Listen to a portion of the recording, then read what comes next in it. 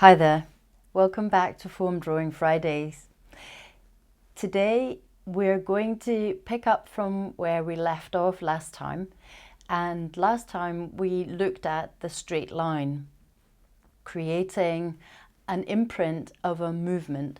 So when we take the straight line and put it down on the paper, it's arising out of our movement. Now, today, what I want to show you is that when you've done a straight line for a while and you have started creating a field of straight lines, eventually you'll find and feel how there's a certain passiveness in this movement. So what we want today is to create a more dynamic movement, and we start off gently by simply putting a little bump into our line. So in order to do that, we can no longer be completely passive as we're doing our movement. We have to put some movement into drawing our line. So again, it's not so important if the lines touch or don't touch. The important thing is that you feel what it feels like creating a line and suddenly having to also put in a bit of a bump in your line. What does it feel like? So you should go away and practice. What does it feel like to you to suddenly have to put in a bit of a bump? And in fact, my bumps, as you can see, some of them are actually fairly large, but they don't have to be as big as that. You can easily make them much less. So like this. As you can see, I have to slow down a bit before I pick up my straight line again. So I go along my line, slow down a bit to do my bump and come back and do my line. So that's the exercise now, is to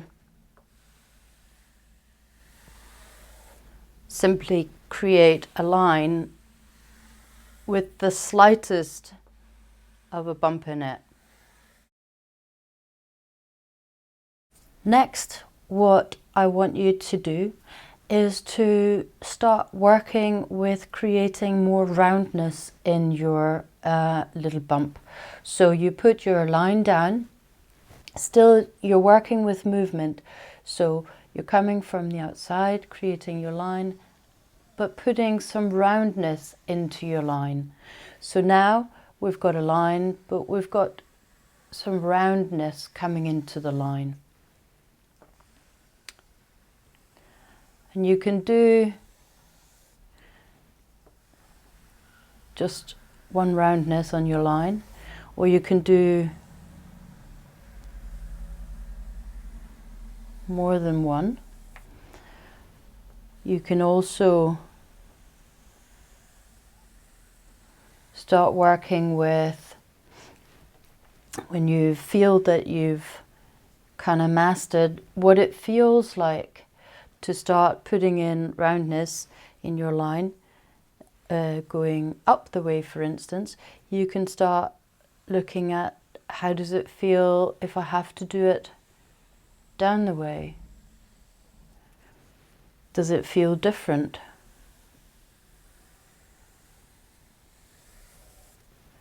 So still we're working with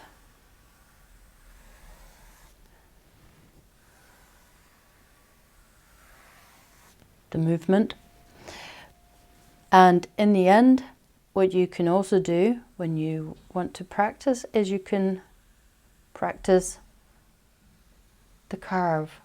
So now, once we start practicing the curve, we're totally away from the passiveness of the straight line.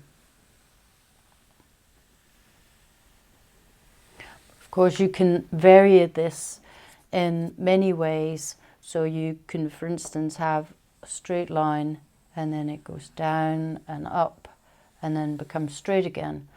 There's many ways of varying this.